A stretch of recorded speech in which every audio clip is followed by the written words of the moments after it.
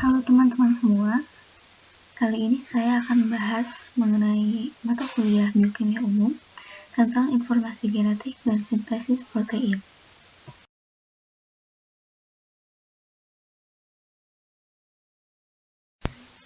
Sel eukariotik maupun prokariotik mengandung kromosom di dalamnya. Kromosom pada sel eukariotik mempunyai dua lengan, yaitu lengan pendek dan lengan panjang, yang dipisahkan oleh bagian yang bernama centromere. Kromosom ini terdiri dari DNA double helix yang dipilin dan dimanfaatkan menggunakan protein histon. Sedangkan kromosom prokariotik berbentuk sirkuler. Artinya, kromosom tersebut tidak mempunyai ujung. Pada kedua kromosom, sel eukariotik dan prokariotik mengandung gen lokus. Lokus sendiri merupakan letak suatu gen pada berkas kromosom.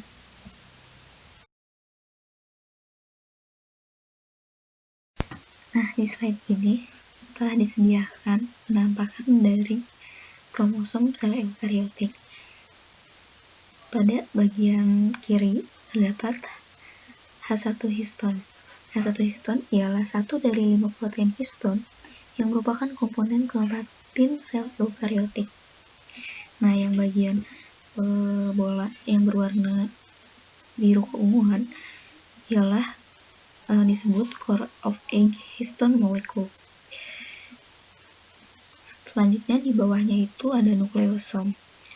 Nukleosom ini terdiri dari DNA berpilin ganda yang mengikat protein histon.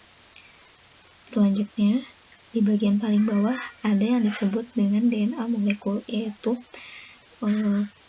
DNA yang berbentuk double helix berpilin ganda.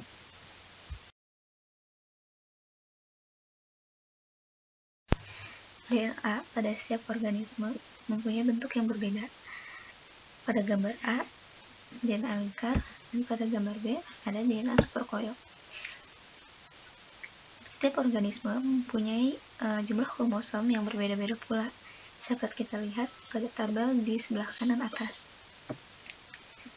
Manusia mempunyai kromosom sejumlah 46, 22 pasang autosom dan 1 pasang gonosom. Kupu-kupu mempunyai jumlah kromosom yang jauh lebih banyak dibanding manusia, yaitu sekitar 380. Kera dan babi merupakan organisme yang mempunyai kromosom dengan jumlah hampir sama dengan kromosom manusia.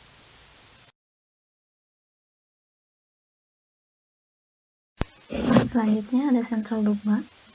Central dogma menjelaskan bagaimana gen itu dirubah dari DNA menjadi RNA, kemudian menjadi protein. Nah, secara umum pada sel yang materi genetiknya itu berupa DNA, maka sel itu akan mengalami replikasi, artinya penggandaan DNA, kemudian memasuki proses transkripsi menjadi RNA, dan melalui tahap translasi menjadi protein. Namun, pada beberapa prokariot, selnya itu, materi genetik selnya itu merupakan bukan DNA, jadi ada yang RNA, lalu si RNA ini harus mengalami reverse transcription untuk diubah menjadi DNA. Selanjutnya, DNA ditranskripsi menjadi RNA dan mengalami translasi menjadi protein. Nah, sel yang mengalami reverse transcription ini adalah retroviruses dan HIV. Kemudian ada lagi yang selnya itu mengalami replikasi RNA-nya. Contohnya itu ada picornaviruses, hepatitis C, dan polio. Oke, selanjutnya ada replikasi DNA. Nah, yang tadi saya sebutkan bahwa replikasi DNA itu ialah penggandaan DNA sebelum DNA itu mengalami proses transkripsi dan translasi. Jadi, proses replikasi DNA itu secara garis besar ada 4, yaitu yang pertama pemisahan rantai DNA, Yang kedua, pembentukan replication fork atau garpu replikasi. Yang ketiga, penempelan primer. Dan yang keempat, pemanjangan rantai. Nah, ada contohnya itu di slide ada DNA polimerase. Nah, itu tuh termasuk jenis exonuklease. Jadi, exonuklease ini ialah enzim yang memotong basa nukleotida di ujung dengan mematahkan tulang punggung fosfodiester baik dari ujung 5 atau 3. Adapun endonuklease lawannya ialah enzim yang memotong basa nukleotida dari tengah dengan mematahkan tulang punggung fosfodiester. Jadi kalau exonuklease ini dia memotong basa nukleotidanya itu dari ujung, kalau endo itu dari tengah.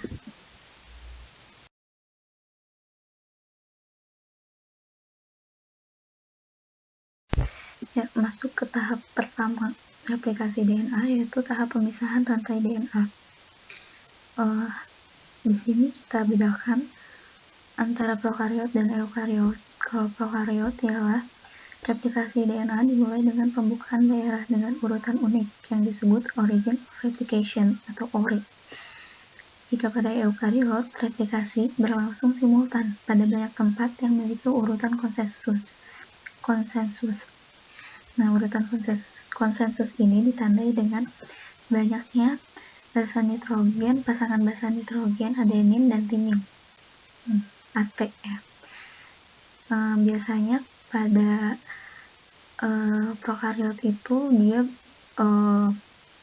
DNA-nya kecil, sirkuler.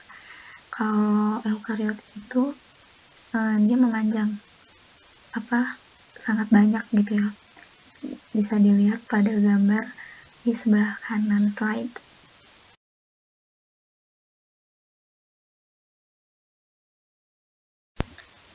Adapun protein yang terlibat dalam pembentukan replication fork. Yang pertama ada protein DNA A. 20 sampai dengan 50 monomer DNA A terikat pada ORI yang kaya dengan urutan AT atau konsensus tadi. ATP diperlukan pada tahap penempelan ini. Nah, jadi saat penempelan protein ini tuh diperlukan ATP sebagai energi. Yang kedua ada single stranded DNA binding atau SSB. Terikat pada rantai tunggal DNA secara kooperatif untuk menjaga agar rantai tunggal tetap terpisah dan mencegah serangan nuklease pada rantai tunggal DNA. Ya, jadi biasanya DNA double helix kan. Nah, sebelum dia diubah menjadi RNA, nah dia tuh harus dipisahkan dulu tuh double helixnya pakai helikase. Nah, nanti dia jadi rantai tunggal gitu. Setelah itu rantai tunggal tersebut akan ditempeli oleh SSB ini gitu. Nah, protein yang ketiga ada helikase DNA B atau DNA C. Enzim ini menempel pada rantai tunggal DNA dekat dengan replication fork dan bergerak ke arah rantai ganda terdekat dan memaksanya untuk terpisah.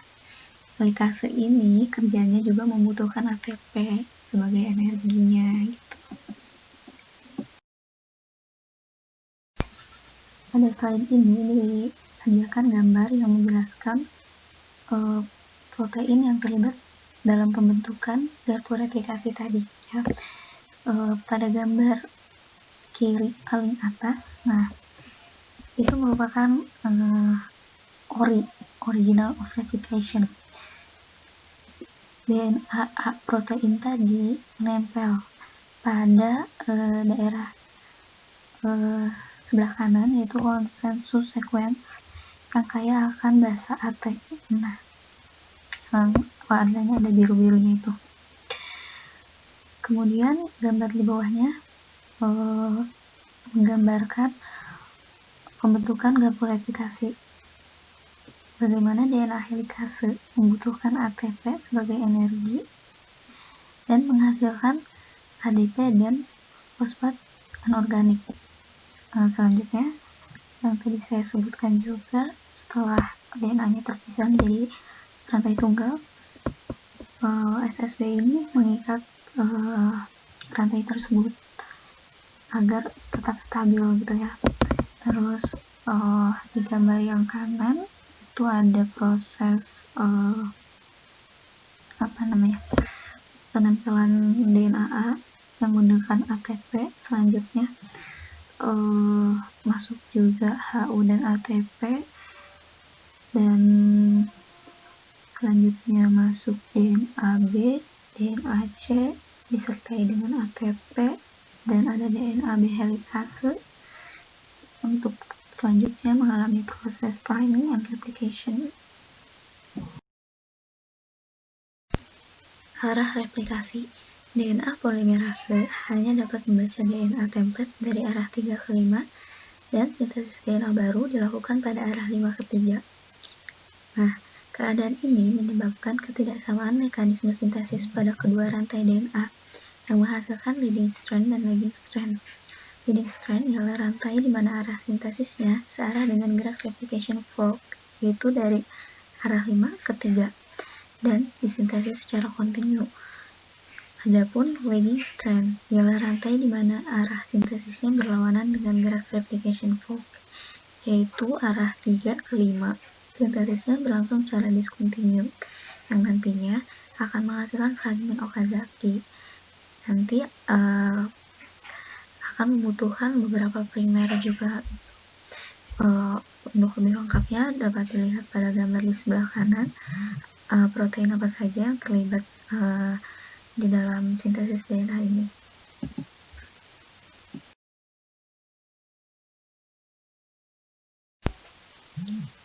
Pada penempelan primer kita membutuhkan DNA template pastinya. Kemudian primase atau RNA polimerase akan menyintesis RNA primer. Sintesisnya dari arah 5 ke 3. Panjang primer ini sekitar 10 basa. Selanjutnya DNA polimerase 3 akan menyintesis rantai DNA baru, melanjutkan rantai RNA primer tadi. Nah, primer disintesis secara terus-menerus pada leading strand, tetapi hanya disintesis sekali pada leading strand.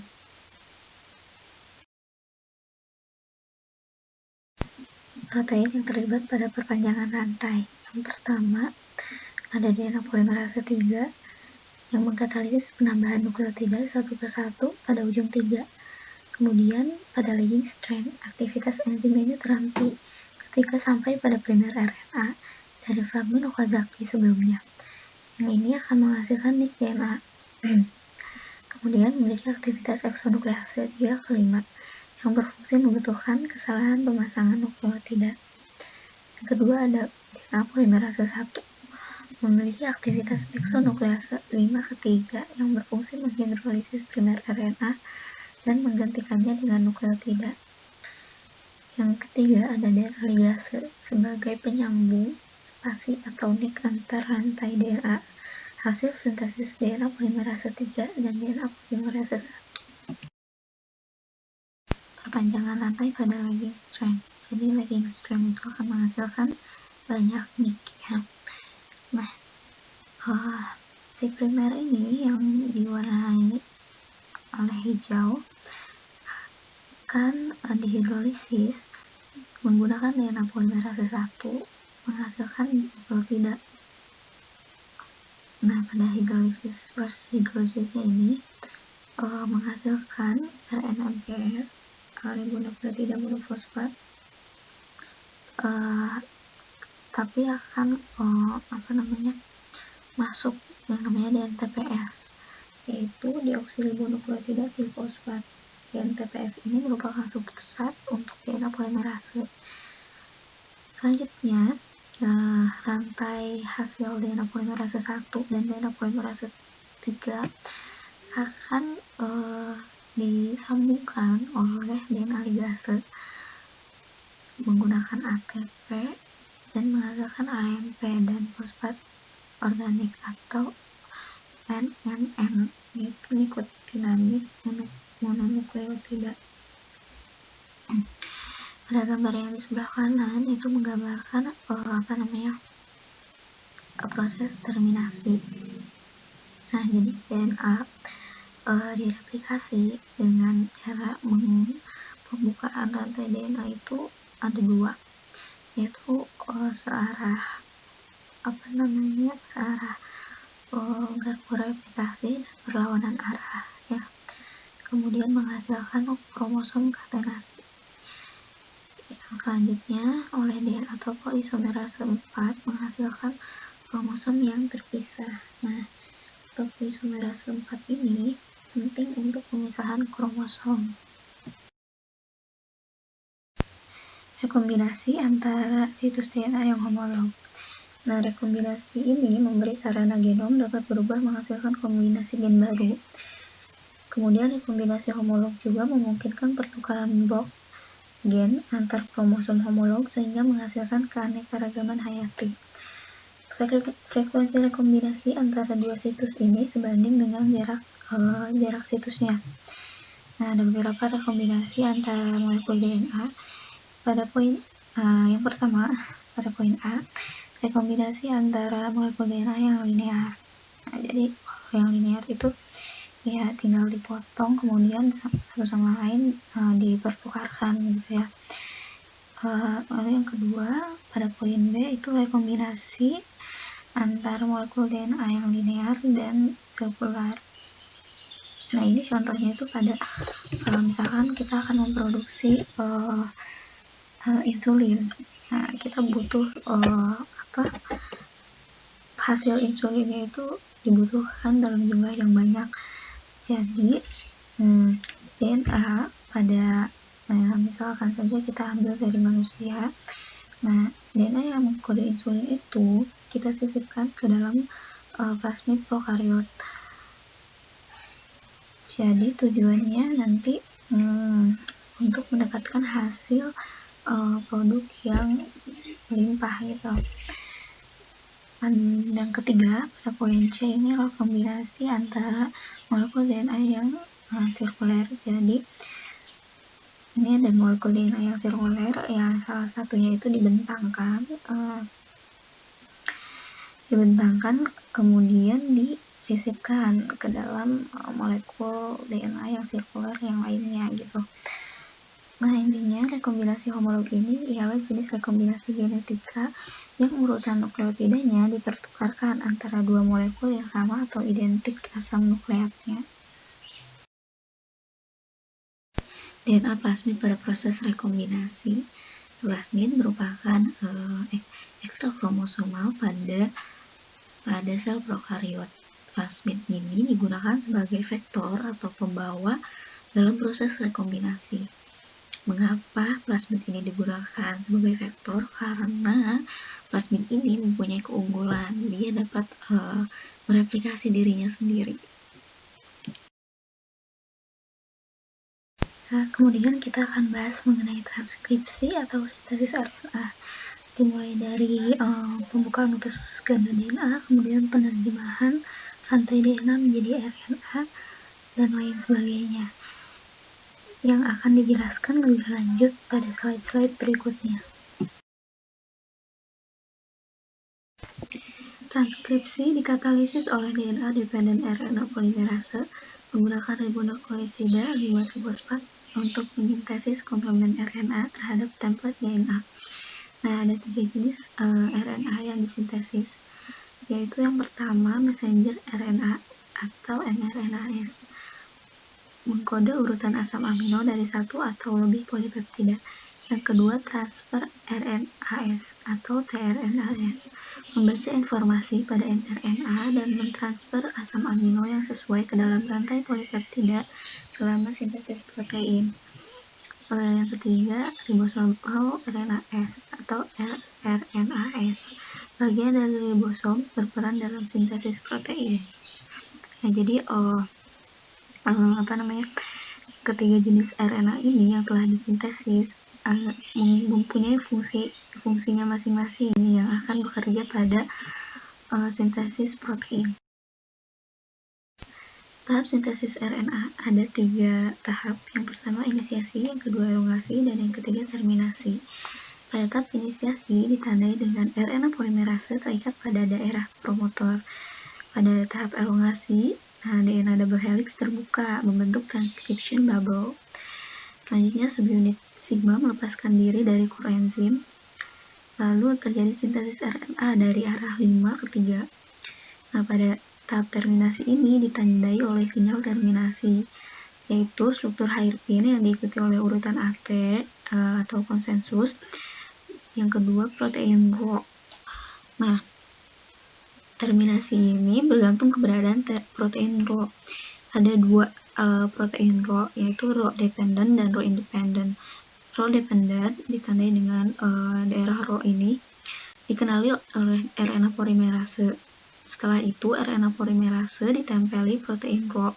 Kemudian, Rho protein lepas diikuti RNA polimerase dan RNA hasil transkripsi. Sementara pada Rho independent, ini tergantung pada susunan basa nitrogen. Saat melewati urutan nukleotida yang kaya basa G dan C, RNA polimerase akan terdesak. Akibatnya, RNA polimerase berhenti melakukan transkripsi dan lepas diikuti RNA yang sudah jadi. Konsensus promotor pada prokariot dan eukariot mempunyai urutan yang berbeda. Pada prokariot, pada urutan -35, ialah merupakan urutan heksamer yang konservatif. 3 basa pertama, P, T, G, paling konservatif. Urutan -35 dipisahkan oleh 16 sampai 18 pasang basa dari Pribnow box. Nah, selanjutnya ada pada urutan -10, ialah Pribnow box. Urutan ini paling lestari atau konservatif. Urutannya sepanjang 6 pasang basa. Dinamakan Pribnow box karena ditemukan oleh seseorang yang bernama Pribnow. Kedua basa pertama, TA dan P terakhir merupakan basa-basa paling konservatif.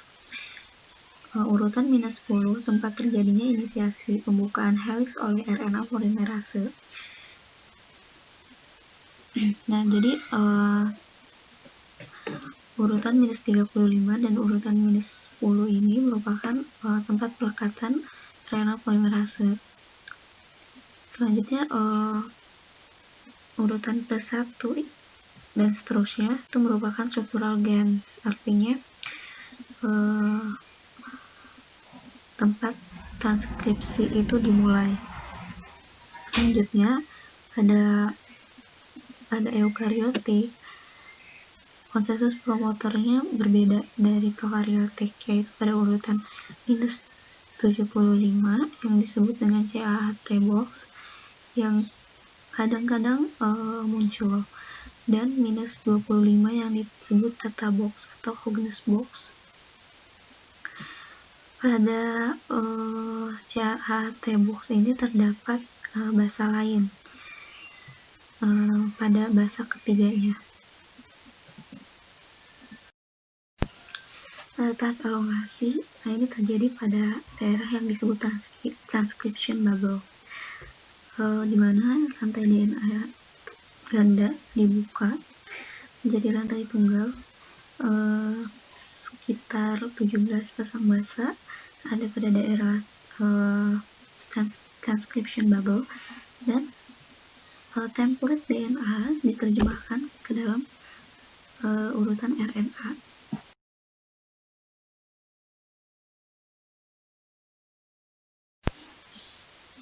Pada tahap terminasi ditandai oleh adanya protein Rho yang telah dijelaskan pada slide-slide sebelumnya. Nah, protein Rho ini menggunakan ATP dan H2O, sehingga ATP ini terhidrolisis menjadi ADP dan fosfat organik.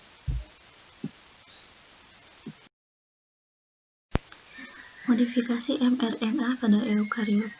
Jadi, setelah tahap transkripsi, mRNA ini masih dalam bentuk pre-mRNA, harus dimodifikasi terlebih dahulu sehingga menjadi mRNA. Nah, modifikasinya itu apa saja? Ada capping yang namanya penambahan cap ya pada ujung 5. Lalu ada penghilangan intron dan penambahan sekuens adenilat poly 8 tail ditambahkan pada ujung 3. Ya, pada slide ini akan dijelaskan bagaimana pembentukan double helix DNA dari RNA virus. Nah, jadi memang ada beberapa virus yang materi genetiknya itu dari RNA bukan DNA. Nah, bagaimana RNA ini harus diubah terlebih dahulu menjadi DNA? Nah, itu harus melewati proses yang namanya reverse transcription menggunakan enzim reverse transkriptase, sehingga terbentuklah DNA RNA hybrid yang ditandai dengan peta biru. Itu DNA-nya. Kita akan melakukan replikasi sehingga nantinya akan dihasilkan double helix DNA. Translasi atau sintesis protein. Nah, ada pun komponen yang diperlukan untuk sintesis protein ini, yaitu asam amino yang digambarkan pada gambar itu sebagai bulatan yang berwarna biru. Lalu ada transfer RNA. Transfer RNA ini digambarkan oleh seperti pohon yang berwarna hijau yang di atasnya membawa asam amino. Kemudian tRNA ini pun membawa antikodon yang akan berikatan dengan messenger RNA sebagai kodonnya. Kemudian ada enzim amino asid tRNA sintetase, lalu ribosom terdiri dari subunit besar dan subunit kecil, ada protein vectors, dan terakhir ada ATP dan GTP sebagai energi. Ini adalah struktur tRNA yang telah digambarkan dengan jelas. Nah, seperti pada umumnya, tRNA ini terbentuk atau terdiri dari ujung fosfat, yaitu ujung 5, dan ujung 3. Nah, tRNA ini terdiri dari beberapa loop, ada DHU loop, ada extra arm, lalu ada ini loop antikodon yang nantinya akan diisi oleh antikodon yang akan berikatan dengan kodon pada mRNA. Nah, pada ujung 3 tRNA ini mengikat asam amino, satu asam amino. Lalu pada ujung dekat ujung 3 ini ada bahasa spesial mungkin ya, ada pokoknya ditandai dengan ACC. Nah, selanjutnya akan mengikat satu asam amino ini. Nah, lalu interaksi kodon antikodon. Jadi telah disebutkan tadi ya bahwa tRNA ini membawa antikodon yang akan berikatan dengan kodon pada mRNA. Nah, bahasa-bahasanya itu ya memang harus sesuai gitu ya. Terdiri dari bahasa nitrogen pada umumnya. Ya, pada slide ini disediakan kode genetik, tabel-tabel kodon yang menjadi asam amino.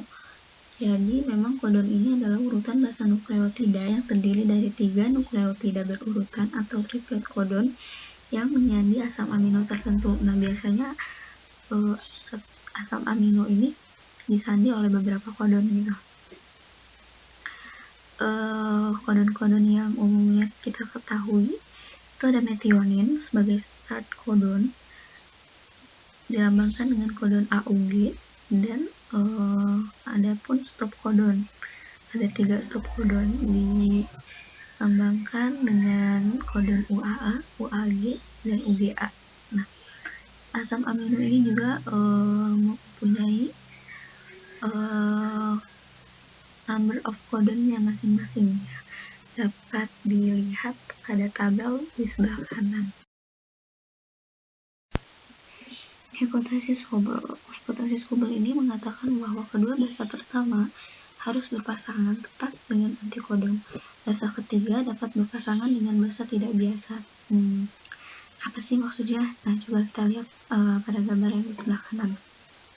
Di situ dikatakan bahwa satu tRNA dapat berinteraksi dengan lebih dari satu kodon. Nah, iya dong, antikodonnya tuh cuma satu. Tapi kenapa itu ada kodonnya itu menjadi 3 gitu ya? Kenapa bisa kayak gitu? Nah, di sini tuh di posisi pertama itu ada namanya satu basa tidak biasa dilambangkan dengan I. Nah, itu namanya inosin. Inosin ini memiliki struktur mirip dengan guanosin. Basa I ini, basa inosin, berpasangan dengan C atau U. Nah, antikodon yang mengandung inosin pada posisi pertama dapat berpasangan dengan 3 macam kodon berbeda berupa C, U, atau A. Jadi kode antikodon ini merupakan kalau kita lihat tabel yang sebelah kiri sih itu merupakan 3 kodon yang dikenali gitu. Nantinya bakal jadi 3 kodon karena ada basa inosin ini. Tuh. Tahap dalam sintesis protein sama seperti tahap dalam sintesis RNA, yaitu ada inisiasi, elongasi, dan terminasi. Nah, adapun start dan stop sinyal pada pada sintesis protein. Jadi pada prokariot start sinyalnya ditandai dengan kodon AUG sama seperti pada eukariot juga. Namun metioninnya pada prokariot berupa formil metionin. Jadi ada gugus formilnya. Nah, selain itu pada prokariot juga pada urutan min 10-nya ditandai dengan banyaknya basa purin.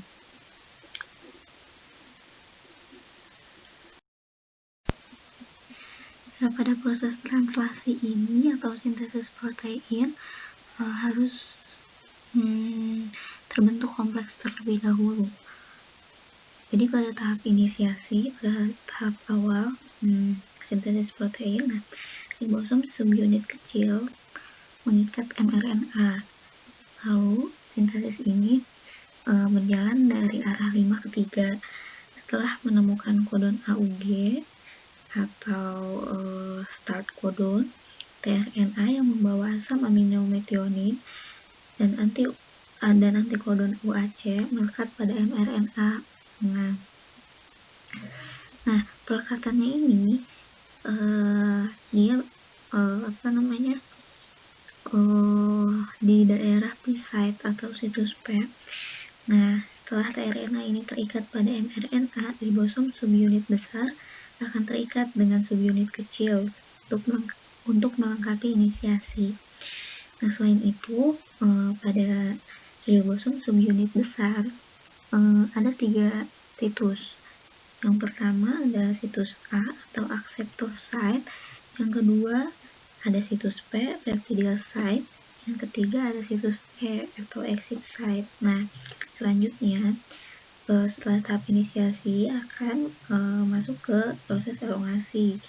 tRNA yang membawa asam amino memasuki daerah A atau E site, terbentuk ikatan peptida. Nah, ribosom berpindah ke triplet kodon lain.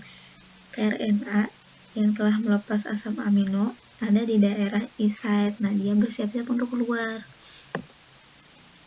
Lalu daerah E site yang tadi ditempati tRNA yang baru. Nah, kejadian ini akan terus berulang. Selanjutnya memasuki tahap terminasi. Nah, salah satu stop kodon berada di daerah E site. Kemudian kodon ini dikenali oleh protein release factor. Nah, jadi pada tahap terminasi ini ada protein release factor. Release factor ini memasuki daerah E site maksudnya. Selanjutnya polipeptida rilis dari ribosom. Nah, ribosom terpisah sudah dan siap melakukan translasi yang baru.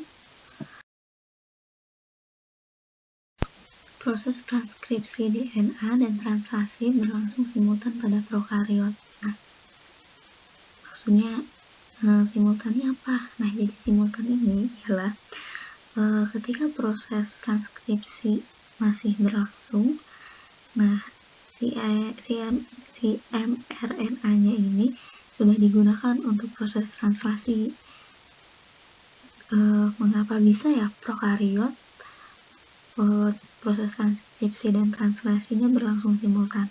Mengapa eukariot tidak?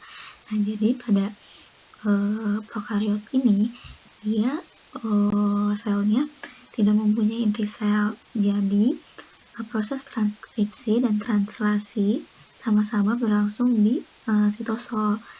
Kalau eukariot kan yang kita tahu proses transkripsinya berlangsung di nukleus, sementara translasinya berlangsung di sitosol. Nah, jadi itu juga pada eukariot sendiri